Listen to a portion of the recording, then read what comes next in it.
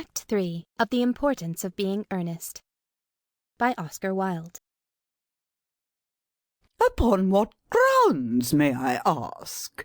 Algernon is an extremely, I may almost say an ostentatiously eligible young man. He has nothing, but he looks everything. What more can one desire? It pains me very much to have to speak frankly to you, Lady Bracknell, about your nephew, but the fact is that I do not approve at all of his moral character. I suspect him of being untruthful. Algernon and Cecily look at him in indignant amazement. Untruthful? My nephew Algernon? Impossible!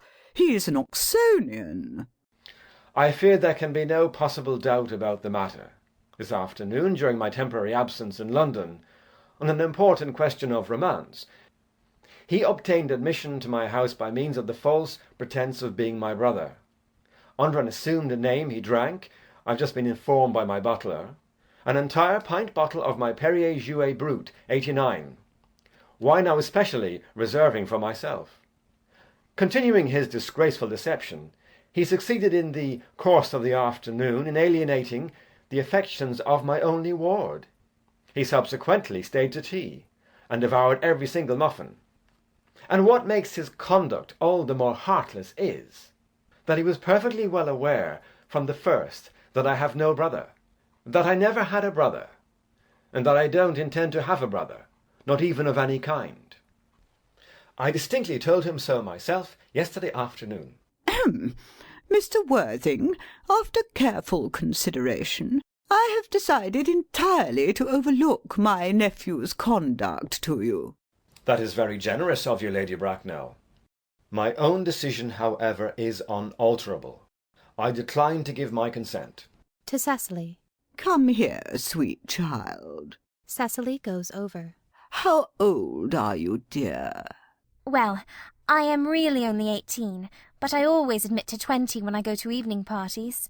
You were perfectly right in making some slight alteration. Indeed, no woman should ever be quite accurate about her age. It looks so calculating.